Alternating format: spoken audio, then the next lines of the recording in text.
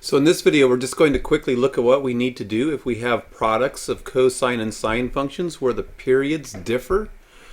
So in this case, I'm being asked to integrate the sine of 7x times the cosine of 2x, and this could be any combination. This could be cosine, cosine, sine, sine. It doesn't matter because what we use is the product. These are all products. The product to sum identities from trigonometry to rewrite the integral into a form that is more easily integrated.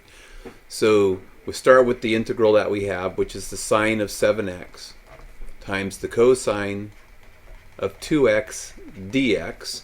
And we see we have a sine cosine pattern. So here's a sine cosine pattern right here. And we just use the trig identity from our trigonometry class to rewrite the integral in terms of single sine functions that are then easy to integrate. So we get the integral of, this is going to be a half, times, we replace sine x cosine, sine 7x cosine 2x with the appropriate identity. So here we get the sine of, it says just take the sum of the two angles, so 7x plus 2x is 9x,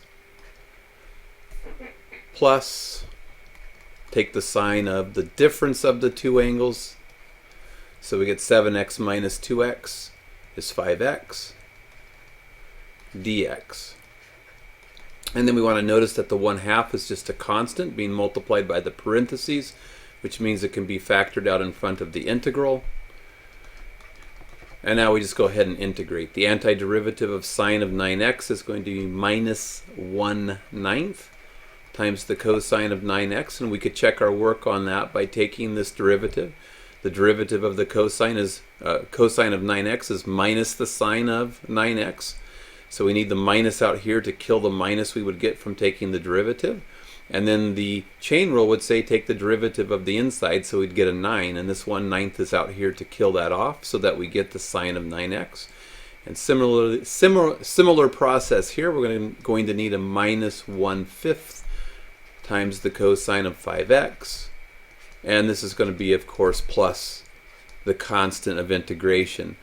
If you don't want to wind up with negative angles, so something to just think about, you got sine cosine and cosine sine right here. So because the order of multiplication doesn't matter, if you were in a situation where you had this, so you had cosine of 2x, sine of 7x, and you felt bad about getting the 2 minus 7 is negative, is a negative beast inside of there. If that bothered you for some reason, just realize that you can switch the order of the multiplication and use this guy instead.